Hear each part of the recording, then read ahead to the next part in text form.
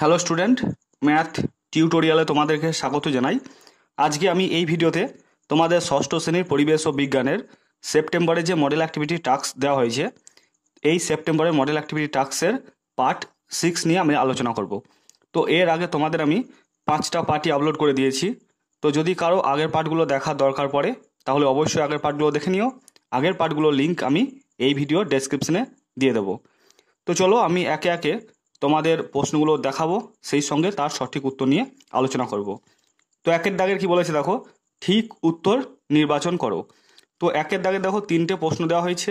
প্রত্যেকটা প্রশ্নের মান হচ্ছে এক এক করে থাকবে, আর প্রত্যেকটা হচ্ছে মাল্টিপল চয়েস কোয়েশ্চেন, মানে 4টে করে অপশন দেওয়া আছে, তার মধ্যে থেকে তোমাদের একটা করে বেছে নিয়ে লিখতে হবে। তাই বলেছে এখানে ঠিক উত্তর নির্বাচন করো। 1.1 কি বলেছে দেখো, যেটি আগ্নেয় শিলা তা হলো চুনাপাথর, না বেলে পাথর, না মার্বেল পাথর, না গ্রানাইট। তো সঠিক উত্তর হচ্ছে গ্রানাইট। তো তোমরা যারা আমাকে প্রথম থেকে ফলো করে আসছো, মানে প্রত্যেকটা মডেল অ্যাক্টিভিটি টাস্কের সমাধানগুলো আমার চ্যানেলে দেখছো, তারা নিশ্চয় জানো যে আমি প্রশ্নগুলো আলোচনা করি, সেই সঙ্গে তোমাদের টেক্সট বইয়ের কত নম্বর পেজে আছে তোমাদের বই দেখিয়ে দিই, এবং কিভাবে উত্তর লিখতে হবে সেটাও দেখিয়ে দিই। তো এটার উত্তর হচ্ছে গ্রানাইট। এইটা কত নম্বর পেজে আছে তোমাদের আমি টেক্সট বই থেকে দেখাচ্ছি, দেখো। তো এটা হচ্ছে তোমাদের টেক্সট বইয়ের 55 নম্বর পেজ। তো এই 55 নম্বর পেজে দেখো, ঠিক মিডিলের জায়গায় আছে 3 রকমের আগ্নেয় শিলা হলো ব্যাসাল্ট, গ্রানাইট আর পিউমিস।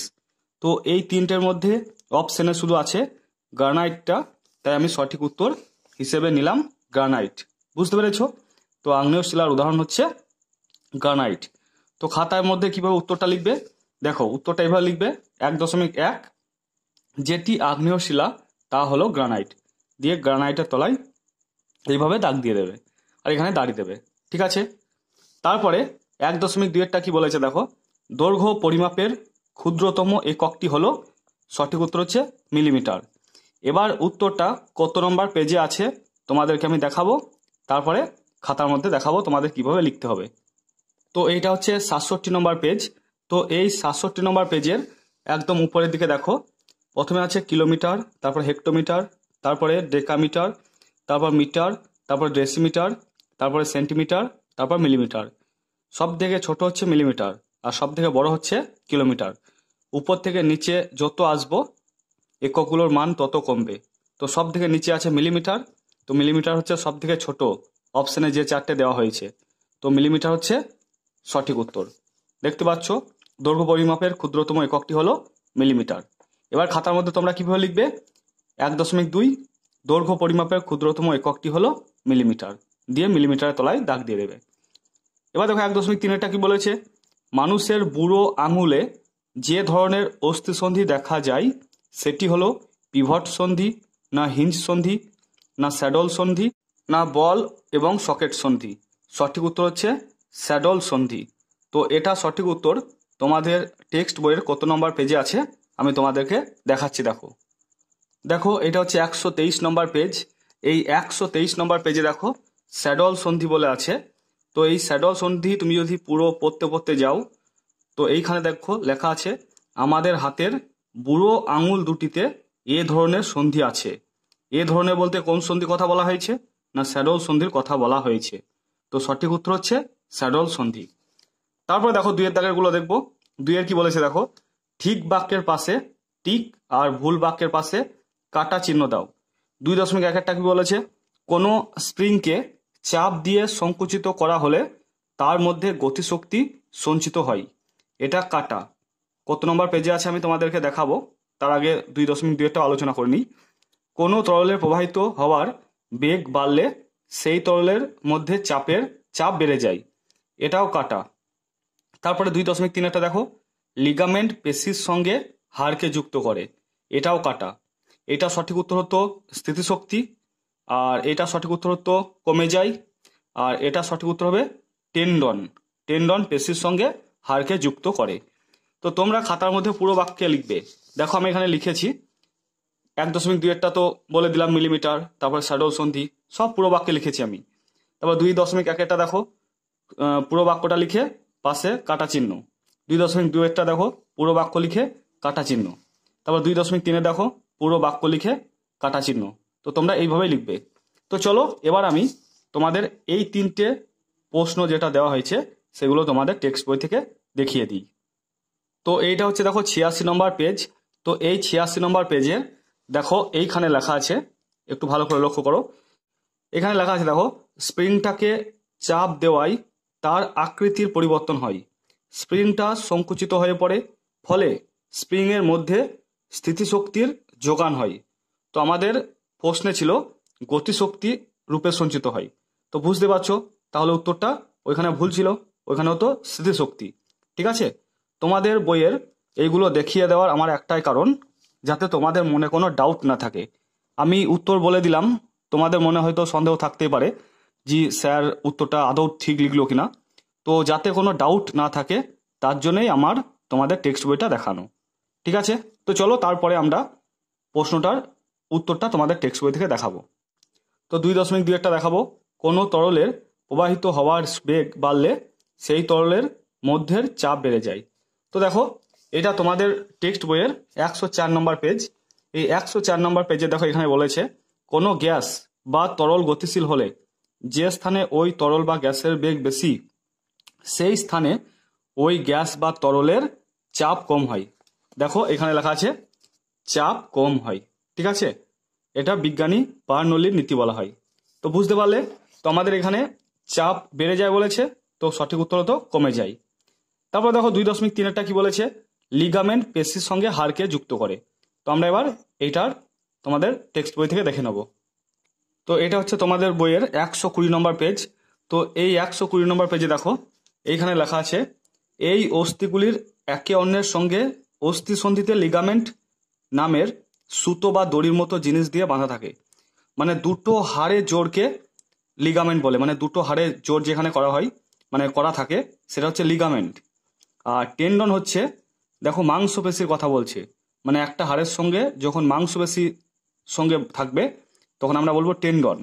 আর যখন দুটো হাড়ের জোড় হবে তখন সেইখানে লিগামেন্ট থাকবে। বুঝতে পেরেছো? তো লিগামেন্ট হচ্ছে দুটি হাড়ের জোড়ের সময় সুতোর মতো একটা দড়ির মতো জিনিস দিয়ে বাঁধা থাকে। আর টেন্ডনটা অস্থির সঙ্গে পেশির টান করে বাঁধা থাকে। ঠিক আছে, দেখো বলেছে এক ধরনের দড়ির মতো জিনিস দিয়ে ওই অস্থিসন্ধির সামনে পিছনে বা যে কোনো পাশ দিয়ে অপরের অস্থি এবং নিচের অস্থির সঙ্গে বাঁধা থাকে।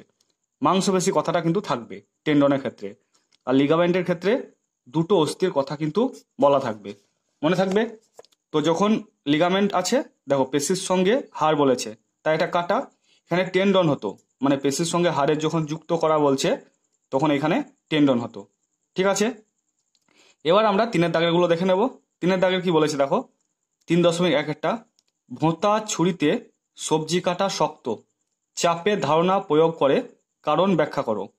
তো এটার উত্তর একদম অ্যাপ্রোপ্রিয়েট দেওয়া নেই, তোমাদের আমি দেখিয়ে দিচ্ছি। তো সেইখান থেকে আমি কিভাবে লিখেছি সেটা তোমাদেরকে আমি দেখিয়ে দেবো। তো চলো এটার উত্তর আমরা তোমাদের টেক্সট বই থেকে দেখে নিই। দেখো এটা হচ্ছে 100 নম্বর পেজ। 100 নম্বর পেজে দেখো এখানে বলেছে, একটা ভোঁতা মুখ আর একটা ছুঁচালো মুখের পেরেক নাও, হাতুড়ি দিয়ে একই জোরে আঘাত করে দুটো পেরেককেই একটা কাঠের টুকরোর মধ্যে প্রবেশ করাবার চেষ্টা করো। সরু মুখের পেরেকটা সহজেই কাঠে প্রবেশ করলো, কিন্তু ভোঁতা মুখের পেরেক একই জোরে ঘা দেওয়া সত্ত্বেও কাঠে প্রবেশই করলো না, অথবা করলেও অতি সামান্য। এবার দেখো তো কোন পেরেকের মুখের স্পর্শতলের ক্ষেত্রফল বেশি। তাহলে দুটি পরীক্ষায় একই দিকে ইঙ্গিত করছে। দু ক্ষেত্রেই দেখা যাচ্ছে যে বল ঠিক ততটুকু জায়গা প্রযুক্ত হচ্ছে, তার ক্ষেত্রফল বিভিন্ন হলে একই বল প্রয়োগ করা সত্ত্বেও বলের ফলাফল বিভিন্ন হয়। মানে একটা পেরেকের মুখ ভোঁতা, আর যার মুখটা ভোঁতা তার কিন্তু ক্ষেত্রফলটা বেশি। আর ক্ষেত্রফল বেশি হলেই চাপটা কম প্রয়োগ হয়। কেন কম প্রয়োগ হয়? কারণ আমরা জানি বল বাই ক্ষেত্রফল, বল বাই ক্ষেত্রফল মানে হচ্ছে চাপ। তো চাপের সঙ্গে ক্ষেত্রফলের সম্পর্ক হচ্ছে কিন্তু ব্যস্ত। ক্ষেত্রফল যত বেশি হবে চাপ তত কম হবে, ক্ষেত্রফল যত কম হবে চাপ তত বেশি হবে। তো ব্যস্ত সম্পর্ক। তো ক্ষেত্রফলটা ভোঁতা পেরেকের ক্ষেত্রে কিন্তু বেশি, তাই চাপটা কম। আর যেটার ছুঁচালো পেরেক তার কিন্তু ক্ষেত্রফলটা মানে মুখটা কিন্তু ক্ষেত্রফলটা কম, তাই চাপটা কিন্তু বেশি। তাই সরুটা সহজেই কিন্তু কাঠে বলো বা দেওয়াল বলো সহজেই কিন্তু ঢুকে যায়। বুঝতে পেরেছো? তো আমি এই কনসেপ্টটার উপর কাজে লাগিয়েই দেখো আমি উত্তরটা তৈরি করেছি। তো দেখো উত্তরটা আমি এখানে খাতার মধ্যে লিখেছি। ভোঁতা ছুরির ক্ষেত্রফল অপেক্ষাকৃত বেশি, যেহেতু চাপ সমান বল বাই ক্ষেত্রফল, অর্থাৎ ক্ষেত্রফল বেশি হলে চাপ কম হবে, ফলে ভোঁতা ছুরিকে সহজে সবজিতে প্রবেশ করানো যাবে না, তাই সবজি কাটা শক্ত। তো জাস্ট আমি এই 3টে বাক্যে লিখেছি। ঠিক আছে, তারপরে 3.2-টা কি বলেছে দেখো। 3.2-টা বলেছে মানবদেহে কিভাবে ফুসফুস থেকে বিশুদ্ধ রক্ত বাম নিলয়ে পৌঁছায়। তো এটার উত্তরও আমি তোমাদের টেক্সট বই থেকে দেখিয়ে দিচ্ছি। তো এটা কত নম্বর পেজে আছে দেখে নাও। তো দেখতে পাচ্ছ এটা হচ্ছে 108 নম্বর পেজ। তো এই 108 নম্বরের পেজে আমি এইখান থেকে আরম্ভ করে এতটার মধ্যে একটু সাজিয়ে গুছিয়ে লিখেছি। কি লিখেছি আমি খাতার মধ্যে দেখতে পাবে, আমি লিখেছি বিশুদ্ধ রক্ত ফুসফুসীয় শিরা দিয়ে পৌঁছয় বাম অলিন্দে। তারপর লিখেছি বাম অলিন্দ সংকুচিত হয়ে সেই রক্ত বাম অলিন্দের নিচে থাকা দ্বিপত্র কপাটিকা নামে একমুখী দরজা দিয়ে পৌঁছয় বাম নিলয়ে। তো আমি এতটাই লিখেছি। তাহলে বুঝতে পারছো বিশুদ্ধ রক্ত কিভাবে ফুসফুসির মাধ্যমে বাম নিলয়ে পৌঁছায় সেটা কিন্তু তোমাদের এই কয়েকটা বাক্যের মধ্যে লিখতে হবে। তো দেখো আমি খাতার মধ্যে লিখেছি, দেখো বিশুদ্ধ রক্ত ফুসফুসীয় শিরা দিয়ে পৌঁছয় বাম অলিন্দে। বাম অলিন্দ সংকুচিত হয়ে সেই রক্ত বাম অলিন্দের নিচে থাকা দ্বিপত্র কপাটিকা নামের একমুখী দরজা হয়ে পৌঁছয় বাম নিলয়ে। বুঝতে পেরেছ? তো তোমরা এতটুকুই লিখে দেবে। তো চলো তারপরে আমরা নেক্সট 4-এর দাগের প্রশ্নগুলো দেখে নিই। তো 4.1-টা কি বলেছে দেখো, সমস্ত জীবাশ্ম জ্বালানির মূলেই আছে সূর্যের শক্তি, ব্যাখ্যা করো। তো 2টো প্রশ্ন দেওয়া আছে, 2টো প্রশ্নের মান কিন্তু 3 করে। তো চলো আমরা প্রথম প্রশ্নের উত্তরটা তোমাদের টেক্সট বই থেকে দেখিয়ে দিই, তারপর আমি খাতা থেকে দেখিয়ে দেব। তো এটা হচ্ছে 90 নম্বর পেজ। এই 90 নম্বর পেজের তোমাদের এইখান থেকে আরম্ভ করে এতটা লিখতে হবে। তো তোমরা একবার দেখে নাও, আমি একটু অন্যরকম লিখেছি, তোমরা চাইলে এটাই লিখে দিতে পারো, অন্যরকম কিছুই নয়, আমি এইখান থেকে একটু কাটছাট করে লিখেছি। তো তোমরা চাইলে আবারও বলছি এটাই লিখে দিতে পারো ডাইরেক্ট, কোনো অসুবিধা নেই। দেখো আমি এখানে লিখেছি 4.1 পৃথিবীর সব শক্তি প্রত্যক্ষ বা পরোক্ষভাবে সূর্য থেকে আসে। কাঠ, কয়লা, পেট্রোল, ডিজেল প্রভৃতি জ্বালানি পুড়িয়ে তাপ শক্তি পাওয়া যায়। এগুলিরও মূল উৎস সূর্য। বহু কোটি বছর ধরে মাটির নিচে চাপা পড়ে থাকা উদ্ভিদ ও প্রাণীদেহ যথাক্রমে কয়লা এবং খনিজ তেল ও প্রাকৃতিক গ্যাসে রূপান্তরিত হয়। কয়লা পুড়িয়েই আমরা তাপশক্তি পাই, অর্থাৎ সমস্ত জীবাশ্ম জ্বালানির মূলেই আছে সূর্যের শক্তি। তো তোমাদের এতটুকু লিখতে হবে। ঠিক আছে, তো আশা করছি তোমরা তোমাদের প্রশ্নের সঠিক উত্তর পেয়ে গেছো। তো চলো এবার আমরা 4.2-টা দেখে নেব। 4.2-টা কি বলেছে দেখো, তোমার বন্ধুর ওজন 60 কেজি আর উচ্চতা 4.5 ফুট। তোমার ওই বন্ধুর দেহভর সূচক নির্ণয় করো। এটা একটা প্রশ্ন গেল। এর আন্ডারে আর একটা প্রশ্ন দেখো, তোমার বন্ধুর দেহভর সূচক সম্বন্ধে তোমার মতামত লেখো। তো আমি এই প্রশ্নটা তোমাদের বইয়ে কোথায় আছে আমি দেখিয়ে দেব, তারপরে আমি খাতার মধ্যে কিভাবে করেছি সেটাও তোমাদেরকে আমি দেখিয়ে দেব। তো দেখো এটা হচ্ছে 131 নম্বর পেজ। তো এই 131 নম্বর পেজে তোমাদের একটা প্রশ্নের উদাহরণ দিয়ে দেখিয়েছে দেহভর সূচক কিভাবে নির্ণয় করতে হয়। দেখো বলেছে তোমার বন্ধুর ওজন 40 কেজি, তো এখানে দেওয়া আছে তোমাদের 60 কেজি। আর বলেছে দেখো তোমার বন্ধুর উচ্চতা 4 ফুট, তোমাদের বইয়েও দেওয়া আছে কত ফুট বলো তো, 4.5 ফুট দেওয়া আছে। আর এই ফুটটাকে মিটার নিয়ে গিয়েছে দেখো। তারপরে কি করেছে দেখো, দেহবৎ সূচক সমান ওজন বাই উচ্চতা স্কোয়ার। তো ওজন হচ্ছে 40 কেজি, ওজনের জায়গায় 40 বসিয়ে দিল। উচ্চতা মানে দেখো 1.22 মিটার বসিয়ে দিল, তার স্কোয়ার করে দিল। তো এটা বেরোলো 26.87। তো তোমাদের মনে রাখতে হবে যদি দেহবৎ সূচক 15 কম হয় তাহলে আশঙ্কাজনকভাবে কম ওজন, আর যদি দেহবৎ সূচক 16 থেকে 18.5 হয় তাহলে কম ওজন, আর দেহবৎ সূচক যদি 18.5 থেকে 25-এর মধ্যে হয় তাহলে স্বাভাবিক ওজন, আর দেহবৎ সূচক যদি 25 থেকে 30-এর মধ্যে হয় তাহলে বেশি ওজন, আর দেহবৎ সূচক যদি 30 থেকে 40 বা তার থেকে বেশি হয় তাহলে মোটা হয়ে যাওয়া বা স্থূলত্ব বোঝায়। তো আমরা এইভাবেই দেখো সমাধানটা করেছি। আমি খাতার মধ্যে তোমাদের দেখাচ্ছি। দেখো আমি লিখেছি তোমার বন্ধু বলেছে, তো উত্তরের মধ্যে তোমরা আর তোমার বন্ধু লিখবে না, তোমরা আমার বন্ধুর ওজন বলে লিখবে। কেন লিখবে? কারণ প্রশ্নে বলা হয়েছে তোমার বন্ধুর ওজন, মানে তোমাকে স্যারেরা প্রশ্ন করছে। তাহলে তুমি যদি এখানে লেখো তোমার বন্ধুর ওজন, তাহলে তোমার তো আবার স্যারদেরকে প্রশ্ন করা হচ্ছে। তাই তোমরা এখানে তোমার বন্ধুর ওজন লিখবে না, তোমরা লিখবে আমার বন্ধুর ওজন সমান 60 কেজি, আমার বন্ধুর উচ্চতা সমান 4.5 ফুট। তো এই ফুটটাকে সবসময় মিটারে নিয়ে যেতে হয়। তো 4.5 গণিত 0.3048 দিয়ে গুণ করে দেবে যখনই ফুটকে মিটারে নিয়ে যাবে। তো এটা গুণ করে দেখছি 1.37 হচ্ছে। আমরা জানি দেহবৎ সূচক সমান কি? ওজন বাই উচ্চতা তার স্কোয়ার।